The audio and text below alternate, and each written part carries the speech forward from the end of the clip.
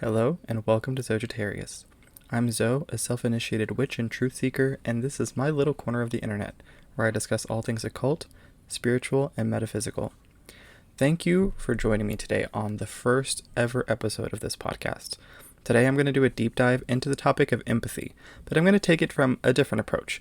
I have an interest in things like human emotions, motivations, and experiences, but they're also really incredible and fascinating areas to explore when we're thinking about metaphysics. However, modern narratives around empathy really trouble me in a lot of ways. I feel a sense that people have a misunderstanding of what empathy is, where it comes from, and they often use it kind of to shield themselves from understanding their true emotional nature and spiritual selves. And so, if this interests you, grab a drink, get cozy while I analyze, theorize, and philosophize around the metaphysical concept of empathy. So let's get started. First, we have to ask ourselves, what is empathy? And, of course, we're going to be cliche here and start out with a dictionary definition just to ground ourselves kind of in the modern understanding of what an empath is or what empathy is. So, Merriam-Webster defines empathy as the action of understanding, being aware of, being sensitive to, and vicariously experiencing the feelings, thoughts, and experiences of another, either the past or present, without having the feelings, thoughts, and experiences fully communicated in an objectively explicit manner. So, the things I like about this definition is that it kind of highlights that empathy is about having understanding, awareness, and sensitivity to emotions without them being spoken, right? So that's going to be really critical in just a second whenever we think about it in terms of like a psychological understanding. But the question that I kind of have from this definition is, where does the individual come into play? So if we're thinking about it in terms of like a sci-fi experience, right? Often these kinds of psychic abilities are kind of portrayed as something that is happening to the main character, something that they can't control. And so this definition kind of leaves that open, right? Is empathy something that we experience that we don't have control over? As in, if I am an empath, I see this a lot. I had a teenager who came up to me the other day, and she told me that she was an empath and she was just having so much trouble processing all of the emotions around her. And so in that kind of modern understanding of empathy, the empath themselves has no control over the emotions that they're experiencing or kind of the environment that they're within. This is kind of an understanding of empathy that I'm not 100% on board on. And we'll talk about that in just a second. So what are some Hollywood examples or some kind of like televised examples of what an empath might look like? Now, I think that there are two that kind of stick out in my brain whenever I think about an empath, or that were kind of taught to me. Perhaps it's a generational thing, so maybe this won't apply to you. But for me, the first person I think about when I think about an empath on TV is Phoebe from Charmed, and not the new one, although she's an empath in the new one too, but I think about the original Charmed, right? She had the power to feel other people's emotions. It was a development of her skill of premonition, or her ability to tell the future. And with that came the ability to sense other people's emotions. She had a lot of struggle. The season when she gained this ability, she had to isolate herself. She didn't know how to create boundaries between herself and other people. And she ultimately had to bind herself from even feeling the emotions of those who were closest to her because it felt invasive. Ultimately, she had her power stripped away from her, because the Magic High Council, or whatever they were called, I think the Triad of Elders, who knows what they were called, but they took her abilities away from her because they felt like it was so dangerous to the magical community for her to have this ability. I think that that's a pretty common understanding in Wiccan circles of kind of what empathy is. Often people who experience empathy feel like they have to shut down. They have to isolate themselves from others. They have to create all of these strict boundaries. And I'm not saying boundaries are bad. Boundaries are absolutely something that is necessary. However, the ability to contain one's ability is often seen as inept or not readily practiced. The second kind of empath that I see from more modern television is the character Steven Universe. He has a little bit different of an empathic ability. It's definitely something that he has, but it's a little bit more chaotic or a little bit more non-rigidly defined. He has this ability to kind of enter into people's emotional states, to enter into their dreams, to enter into like a parallel dimension that is composed of almost like a spiritual emotional body. And he's able to experience their thoughts and feelings in kind of like a real-time psychic sense. And within that, he's also able to communicate to them not in a physical sense, but more in an emotive and a spiritual sense. He has the ability to connect to people and what I would deem as kind of like their soul self. In this show, as opposed to in other shows, his ability isn't seen as something that is, it is new, it is different, it is very powerful, but it's not seen as something that is uncontrollable or something that is to be feared. Rather, it's kind of seen as a strength that nobody else within that universe had the ability to kind of embrace. And Steven is unique in his ability to embrace the reality of his experience, to sense and feel others, but also to kind of help them along within their pain and struggle.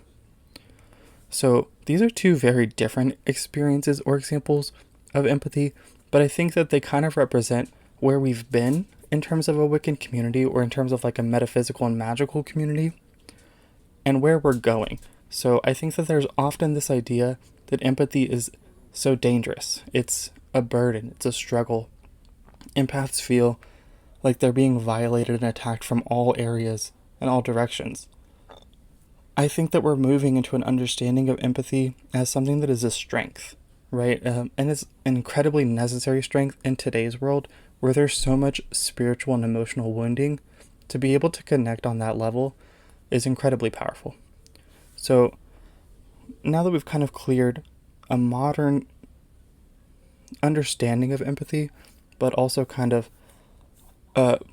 some symbolism or some imagery of how we can kind of ground ourselves in thinking about what an empath is. I know that these are fictional characters, but I think that they are symbolic of kind of our understanding of this gift that humans have. So now let me talk about kind of my experience of what an empath is. I suppose that my first experience with the idea of empathy happened in high school, and that was about 10 years ago, when I think that the conversation around empathy, and really the conversation around metaphysics in general, had really reached a trajectory of elevating itself. And so during this time, I recognized myself as having these kinds of empathic abilities. So through that time, I recognized that I had kind of an ability to sense how people are feeling without them being spoken, or kind of like an attentiveness to that spiritual self. I remember when I was in my early 20s, I had this experience at a bar where friends and I were just hanging out, having drinks, just enjoying ourselves. And I got this feeling, this emotion. I really don't know how to explain, but I was kind of called to look toward the bar. And when I looked toward the bar, immediately, there was no time to process, but immediately I had a sense that there was one man who was about to physically assault another man. So I turned to, and these were both people that I had known from my younger years. And so I turned to my friends and I said, this person is about to punch this other person. And right when I said that, he did it. And I had this all happened within seconds, really. I had no time to physically or to mentally process what was happening. It was all just emotive. I had the ability to kind of like sense where his emotions were, to sense where his ideas and thoughts and what was going to happen in a way that I really didn't understand, but was definitely real for me. So I've experienced this for years, and it's taken a lot of time to kind of process this. I spent a large part of my 20s in the service industry working in a restaurant, and during that time I felt overwhelmed frequently by kind of having to shield myself from other people's emotions, or to shield myself from the perceptions of their emotions. For me, it created a lot of resentment for people, and it was really hard for me to connect with people on those emotional levels, because I felt so violated by emotions and feelings that were not contained by those individuals. and I felt hypersensitive to kind of like the negativity of the world. I am a very loving person for humans in general. And so that created a wound in me where I was unable to connect with that part of myself because I felt like I couldn't. I couldn't see the positive nature of human beings because I was so focused on the negativity that I felt like I had to internalize. And during this time, I practiced things like shielding. And for me, shielding really created a boundary, and I began to isolate myself. My shielding was too intense, I feel. And it wasn't a process of dealing with the emotions or kind of recognizing where all of these emotions were. For me, in my mind, I was experiencing empathy, and I was experiencing sensing other people, and in that, I never took account for what was mine, and instead I only tried to kind of escape from it, to block myself from it. I began isolating myself. I would spend all of my time in my room. I would spend all of my time watching television or surfing the internet or doing something where I could block myself from experiencing the emotional nature of others because I felt like I couldn't handle it.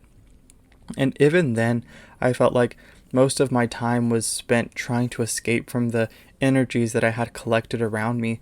And at no point did I ever try, at least in this stage, to process those emotions. More recently, within the last few years, especially considering the context of quarantine, I had to consider that when I was separated from people, firstly, I recognized that a large part of myself was missing, because even though I had begun to understand myself as an introvert because I was running away from emotions, from feelings, from energies, I also began to recognize that when I was isolated, that I was still experiencing these negativities.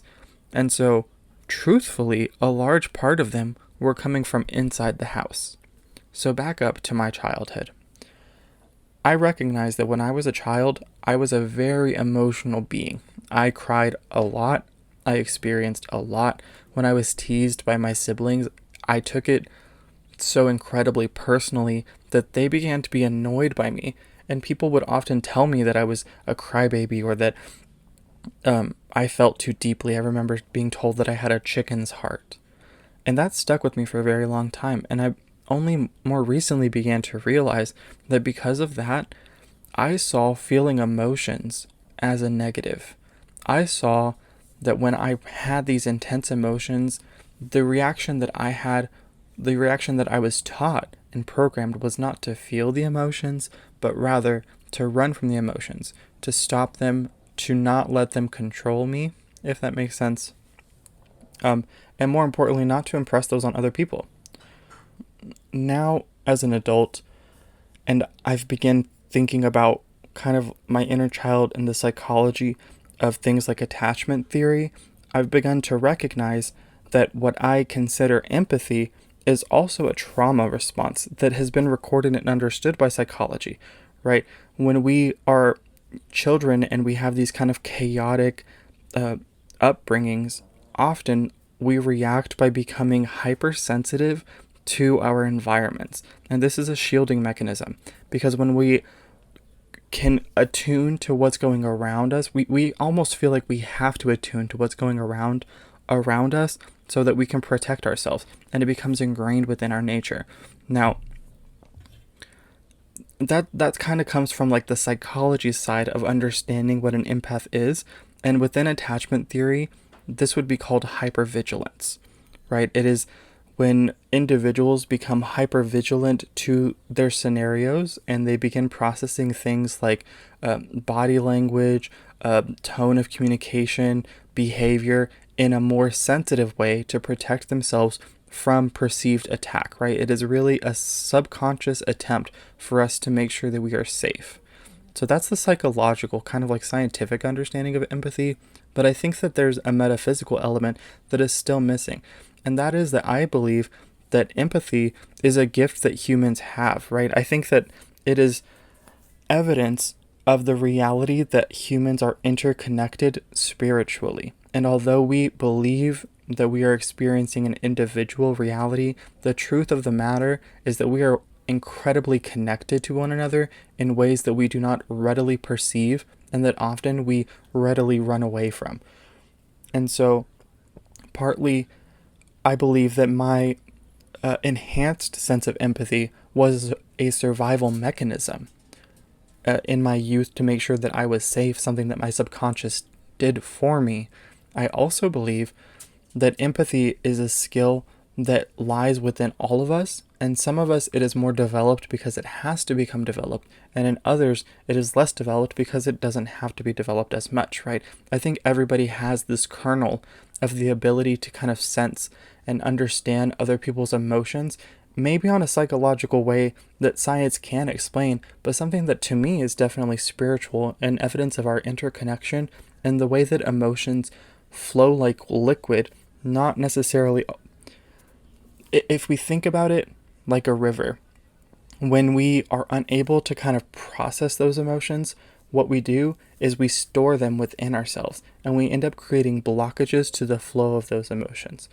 But if we were to kind of allow them to, if we were to sit with them, process them, understand them, recognize what they mean for ourselves and what they mean in relation to those around us, then we're able to allow it to flow.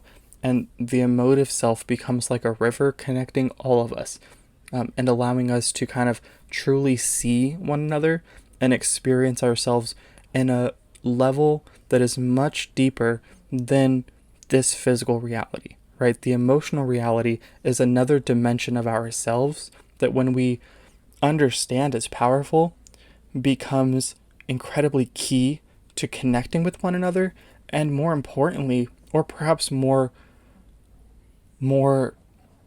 timely of this particular era that we live in, it allows us to process the traumas that have been holding all of us back for centuries, for millennia.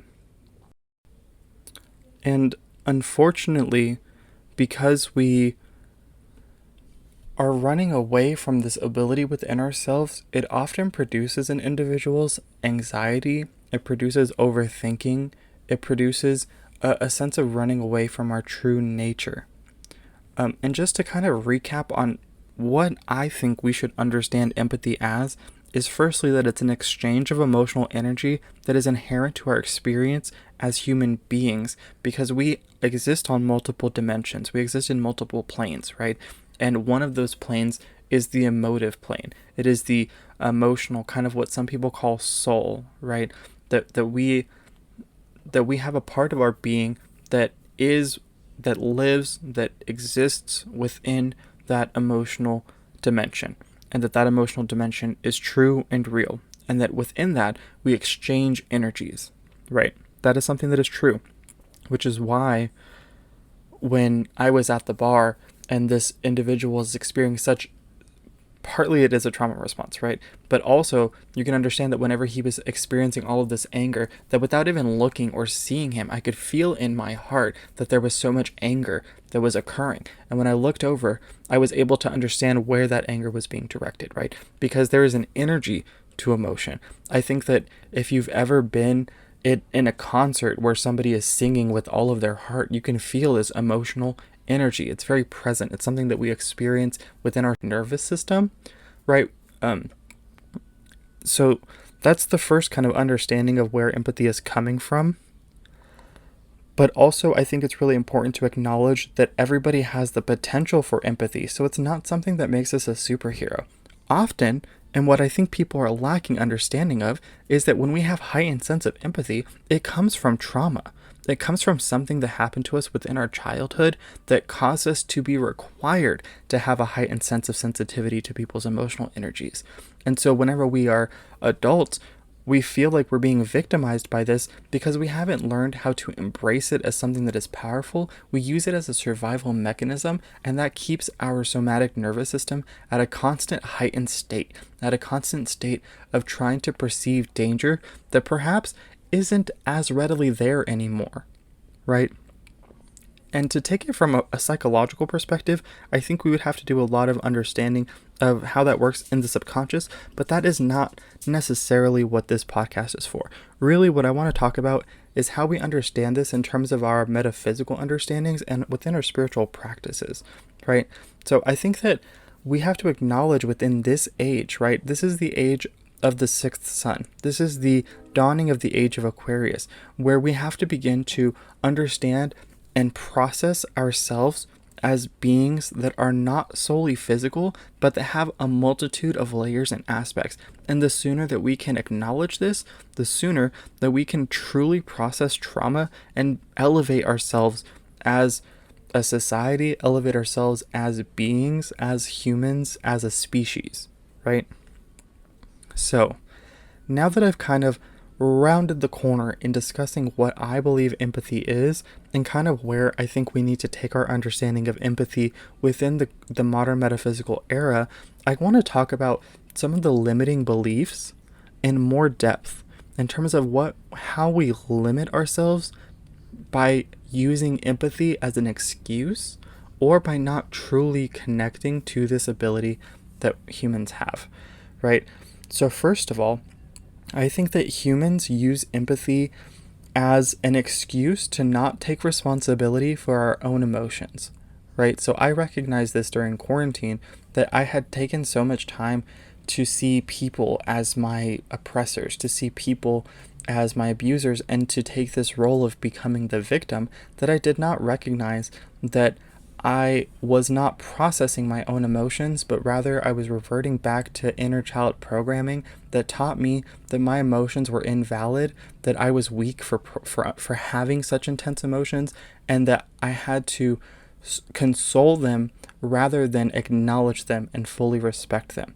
And for me, that produced bouts of depression, suicidal ideation, extreme anxiety.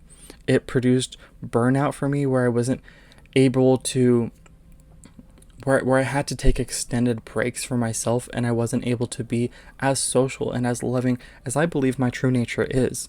So to kind of give you a silly little metaphor or image to understand this, this is like somebody who is in a room and they are just farting up a storm. They are farting so much, and perhaps other people are also contributing to the farting, but this person is just complaining about how bad the room smells and never taking account or acknowledgement for the fact that it smells because of the stuff that is coming out of your own behind, right? And this is how I think most empaths sit within their own emotional gunk and negativity, because instead of recognizing that yes, they have the ability to sense from other people, that the reality that they are grasping at these negative emotions and holding them within their own emotive body is their own choice. It is their own reality, that they are responsible for holding on to the negativity and sitting within that farty room. Get out of the room. Stop farting. Open a window. You have options, right? And I think that that's the first way that our metaphysical community is using empathy as an excuse and not allowing themselves to truly process. So this comes both from psychology and metaphysics, but here's a quick practice for being able to separate that, right? Put one hand on your heart, put one hand on your third eye chakra, close your eyes, and take several breaths, and really recognize that this is your container, that within is what you are responsible for, and what is without, you can let go, right? Really take account. When you're feeling triggered, when you're feeling depressed, when you're feeling anxious, do this process and ask yourself, is it coming from inside the house? And when it is coming from inside the house, you can then begin to process these emotions, right? You can ask yourself, what is this emotion? What is the story behind the emotion? What am I telling myself? Is it true? Where does it come from, right? And a lot of those emotional processing techniques, perhaps we can deal with a little bit more in depth in another podcast. But for now, I just want you to understand and recognize the energies that you're holding onto within your heart. Really take account of that. Really sit with that. that is such a powerful process, and it'll open up so many doors for you if you just sit with it, right? Sit with it, acknowledge it, and stop beating yourself up for having emotions. It's okay. We all have emotions. Emotions are powerful. That they make us more powerfully who we are and give us direction for who we can become. So recognize that. This kind of second way that I think that empathy becomes an excuse, or kind of like the consequence of empathy being an excuse, is that people become energetic vampires to one another, right? So we sit in so much negativity that we crave a positive light, and there's a polarity to empathy, right? I think that people talk about empathy as partly being empaths and the other level being psychic vampires, but I think more so it's a continuum, right? I think that empaths have that. I think everybody has it, but I think that empaths are more attuned to that nature of being psychic vampires, but we don't always recognize that when we sit in this negative muck, that we then go searching for the light of others, and we grasp at their light, and we take from their light in ways that are sometimes oppressive, right? Or also, sometimes we will take of their light and exchange for it our negativity in ways that are not consensual, right? And I think that this happens through things like trauma dumping, through things like deceit, manipulation, and very frequently, I understand it. I mean, in my own experience, when we become energetic vampires, we don't even recognize that we're doing it because we are in such a state of grasping and we are in a survival mode, right?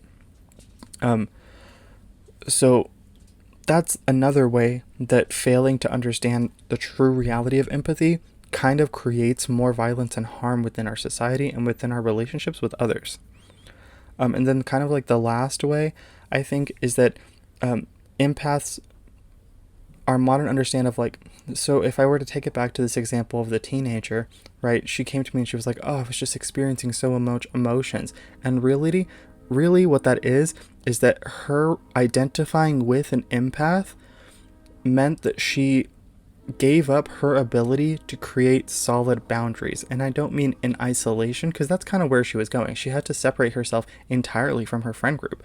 But really, it's about creating boundaries of what is my responsibility and what is not my responsibility.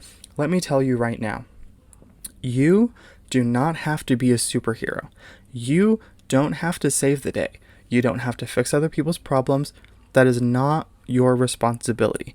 I think that in modern society, we all have this hero complex. We have to go out and be the superhero. We have to overextend ourselves and control and fix. And no, you don't. Create that boundary within yourself. What is yours? What is your responsibility? You can be a good friend and offer a listening ear, and you don't have to take all of that negativity into your own heart because it is not yours, right? Recognize what is yours, process it, and let it go. And then, so on that level, that is the people who kind of like over-identify with being an empath. But I think there's also the opposite of that, which is people who are afraid of their empathetic natures. So to these people, I would say a few things as well. First of all, is you should recognize that empathy is a blessing. We would not be born with this capability if it weren't something that was necessary. Like I said, in particular in the modern age, in the era of what I call the sixth sun, where we really have to become healers, right? There's so much trauma and wounding that exists on this planet. And whenever we are able to understand our power as empaths, then we can begin to heal. And that's such an incredibly necessary part of our experience as humans. I think that we have to give up this idea of success and prosperity, and we have that, right? That is given to us by the earth. And I think about this in terms of radical feminism, right? For myself, as somebody who is a masculine presenting individual, somebody who identifies with that masculinity, I think the most powerfully radical feminist thing that we can do is clean up our own shit. Understand our wounds, take responsibility for them, heal them, and stop farting in the room, right? We have to take accountability for what is ours and stop projecting other people to heal those from the masculine side. And from the feminine side, I don't want to overstep and speak to that, but I think that there's also a reality that feminine embodied people have to stop taking that on from others, right? That it's very powerful to create that boundary between the feminine and masculine, where the masculine should really be cleaning up their own shit, and the feminine should stop cleaning it up for them, right? We all there's this quote from Audre Lorde that I just love, and she says, "We must be all that we must become, because we need our energy for the battle and war it is," right? This is so incredibly true for empaths. We have to understand our emotional nature and become all that we can become, because we're in a battle right now. We're in a spiritual, emotional battle for control over Earth, right? And the more quickly that those of us who sit on the side of the metaphysical, spiritual kind of awakening, the more quickly we can recognize our own abilities, the better chance we have at winning the war. That's a whole nother topic for a whole nother podcast. But really, the beauty of empathy is it allows us to connect with one another. It allows us to connect with ourselves. It allows us to connect with spirit. And it helps us build a more harmonious society and to be more harmonious with the universe. So, as we reach kind of a close to today's podcast, I want to leave you all with some practices that you can engage in to connect with yourself, to feel your emotions, to cleanse them, and to sit with them. So the first practice that I would suggest is to do smoke cleanses. So this involves things like incense, as well as perhaps bundled herbs. In particular, I'm being called to tell you about mint, which is an incredibly psychic and protective, abundant plant that exists in particular the Americas, but I think globally, and also lavender. So you can burn these different plant beings, and they really give us kind of a perspective and wisdom that I can't even really explain to you in a physical 3D sense, right? But let me just tell you that when you feel like all of these emotions are too much for you to process, do some cleansing. Sit in meditation, grab yourself some incense, and sit there for 30 minutes to an hour and really just pass it over all through your body and allow yourself to feel your emotions lifting in terms of their weight, right? Don't sit and beat yourself up, but rather allow yourself to feel it and to feel these things lifting in terms of their heaviness. This is also really good, especially if you're living in environments where you are exposed to negativity from other individuals. Really keep your environment cleansed with this kind of smoke energy. And if you don't have the ability to burn things in your spaces, you can also do things like sprays, right? You can take a bottle of Febreze, stick a quartz crystal, some black obsidian chunks, some lavender inside of it, pray over it, ask for spirit to allow this to be the medium to removing negativity that does not come from you or serve you, and spray your room clean, right? So firstly is really cleansing the space of these emotions. And often in our spaces, we feel like there's all of this negativity without recognizing that it comes from us, right? But when it is external of our body, when we have placed it into our environment, we can cleanse it, right? We can release it back into the universe to be recycled and to be renewed, right? So that's the first practice that I would tell you, is to really take responsibility and ownership for your space and making sure that the negativity is not entering the environment that is around you, right? So doing those smoke cleanses, doing spray cleanses. You could even take earth. You can take a bowl of salt, sit there and meditate on it, and just pull all of those negative emotions into the salt, and then go throw it somewhere away from your home. And there's a million different just ways of practicing cleansing, even just sweeping your home in a counterclockwise motion and then taking that dirt and throwing it into the trash and taking your trash out, right? Again, clean up your own shit, right? So that's the first, is deal with your environment. The second is to deal with your body, right? There's a very real psychological connection that we're only beginning to understand between our nervous system and our outer reality. And so the actual practice of running our bodies underwater is something that truthfully cleanses emotions, and allows us to process, right? Water is incredibly powerful. I remember a gentleman told me that in the Bible, before God created, there was already water, right? If you were to go back into that creation story, and I'm not a Christian or I'm not an expert on the Bible, but that I'm just using this as an example to say that water is the primordial source of all creation in my perspective of the universe, right? And so allowing the water to cleanse our body is one of the ways that we can begin to process these incredibly dense emotions that we carry with us. So within these spiritual baths, it's not just partly you need to be taking regular showers, right? I know somebody out there needs to hear this, and I'm not shaming you, but there is a reason why when we are depressed, it is so hard for us to get into the shower. Do it anyway. If that is your only goal for today, is to spend 5 minutes within the shower, do it, because it will change the way that you're processing your emotions. You don't have to sit in the shit. You don't. You can do this. I believe in you. So firstly is just to take regular showers, right? Even Sadhguru, he kind of hints at this as well, at how incredibly spiritual and powerful just taking regular showers is, and how gurus for centuries have been practicing these kinds of regular bathing techniques because of how important it is to our spiritual and emotive nature, right? So then you can even take this a step further and practice spiritual baths, which is when we take different herbs and salts and oils, and we empower them and ask them to help us cleanse and process these deep negative emotions, right? So a really simple one is you can take salt and then run it over your body and then rinse yourself off afterward.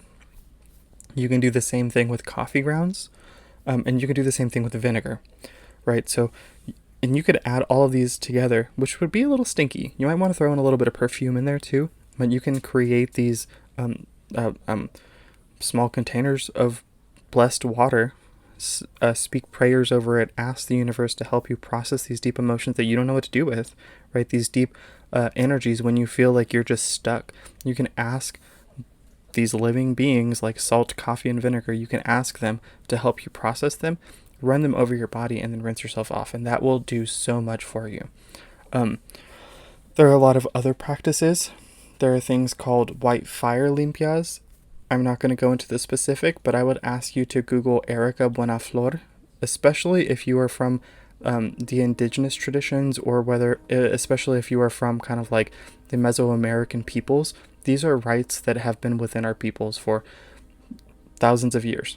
So Erica Buenaflor would be a great resource for you to check out. Fire limpias. You can walk on the earth barefoot, and science has actually proven that us making communication with the earth, with our body, right, connecting through the feet, that this actually takes these negatively processed ions and helps us kind of regulate ourselves in an electromagnetic sense, in some way that I don't have enough scientific knowledge to express to you, but you can Google, right? So go outside barefoot, take your hands and place them in the grass, go for a walk in nature. These will also help you begin to process your emotions. You can lay on the ground. This is something that has been so incredibly healing for me. When I feel super depressed, or in the past when I have felt super depressed, I'll go lay on the floor for an hour. And I just can't express to you how much that allows me to process and sit with those emotions. You can do sound baths. So take some bells and run them across your aura. You can take a sound bowl and chime it and just allow the emotions to flow. You can take music. Music is so incredibly powerful in its emotional sense, right? For me, when I have these feelings of loneliness, I like to listen to System of a Down, Loneliest Day. For some reason, it just allows me to feel like I'm expressing something that my 3D self doesn't have the power to express, right? And so even just listening to that, it really gives me a sense of being able to process those types of emotions. So music, make yourself a sad girl playlist, girl. Do something, and it will help you. Truthfully, I remember in high school, I was having a day where I quit doing an activity that I really loved, and I was just so saddened, and I left school that day early, and I went to a park, and I just cried and listened to music. And music has always been something for me that allows me to connect to my emotions in a way that without it I wouldn't be able to. So make yourself a sad girl playlist, make yourself a happy girl playlist, whatever you need to do. Sound is incredibly magical. Another practice that I would suggest is looking for Goddess Rhonda on YouTube. She has this practice called cord cutting or karmic cord cutting that has been helpful in my practice, where you kind of do it in more of like a meditational state, where you practice seeing all of the karmic cords and the different ways that people are consuming your energy. So this is probably great for specifically feminine embodied people, or people who have that feminine energy or feminine directive to take on the energies of others, or to allow others to take your light, right? And you would imagine yourself cutting these cords and connecting them to source instead, right? So you don't leave your people high and dry, but you also call back your energy into yourself. So I would look up Goddess Rhonda on YouTube. So actually, let me pause for a second. I know that I'm going through these at kind of like a machine rapid fire type of pace. If you are interested in me talking about these more in depth, please leave a comment or contact me in some kind of way, and I will do that. But really, I just want to give y'all as many tools and as many search terms for you all to begin this process, right? So the next thing that I would tell you is it's really important for empaths to set up clear boundaries for yourself, for others, and to not allow them to be violated, right? You don't have to be the world's savior. You are not Jesus Christ. You are not Superman, Superwoman, super they, them, right? You cannot quench someone's thirst if you don't have boundaries to fill your own cup, right? A cup without solid, rigid boundaries with holes within it doesn't hold water, right? You cannot hold in love to give to other people unless you create solid boundaries so that you can maintain your cup to its filled state. Learn to say no to people. And I think that I would guide you to looking for your spiritual science. So learn your astrology, learn your numerology, get in touch with a medium if you need. I think a great resource for kind of discussing where to start on understanding your spiritual sciences is Goddess Aset on YouTube. So I would Google Goddess Aset. The next practice I would suggest is to do body scans. So you can go through each layer of your body. You sit in meditation, go through each layer of your body and ask yourself what you're feeling, where you're feeling it. Target it in terms of your chakra. If when you're triggered, especially, right, when you're experiencing these very deep emotions, where are you experiencing them? And then when you can kind of find where you're experiencing them in your body, you can start unraveling them a little bit more and process them into stories. What is the story you're telling yourself? What is there in terms of, if you could ask your emotion to speak, what would it say to you? And along with body scans, I would suggest looking up practicing things like yoga, practicing things like deep breathing, shamanic breathing. Doing these kind of body scans and senses allows us to really understand where we're holding on to blocked energies within our chakra, within our emotive body, within our spiritual body. And knowing that alone is incredibly powerful in terms of beginning the process of processing your emotions and processing these energies and allowing them to flow. And then the last practice that I would suggest to everyone is journaling, right? Often we crave connection from others, but really the only person that we will connect to on an intimate level that our human spirit desires and craves is ourselves, right? If we're thinking of creation, the reason that the universe split and allowed an individual experience is so that we can experience ourselves as individuals. So go into yourself, learn your inner truth, and have a dialogue, right? And that's what journaling gives to me, is that it allows me to ask myself what's going on here. But it gives us a frame of reference to kind of go back and see things in a way that perhaps we would not have allowed ourselves to. Alrighty, everybody. We are reaching the end of this podcast, and I thank you all so much for joining me. This is my first ever podcast, and honestly, it took a very long time for me to get myself into a space where I was ready to do this. So we've covered a lot today. We've done some in-depth analysis on the concept of empathy. I've given you some tools and tips on how you can begin to process your emotions and allowing your gift of empathy to guide you towards healing yourself first so that we can begin processing trauma within our society. We've learned what empathy is. We've learned what it isn't. And I really hope that you've gained some tools from this to really become your highest self. So if you've enjoyed this content, please consider subscribing to my channel, hitting the like button, and really supporting me in this process of offering some deep spiritual analysis on topics and themes that are often kind of glazed over. If that's what you're interested in, please stick around. This is a community for all spiritualists, witch, occultists, magicians, metaphysicians, and pagans. So with that, please subscribe, and we will see you soon.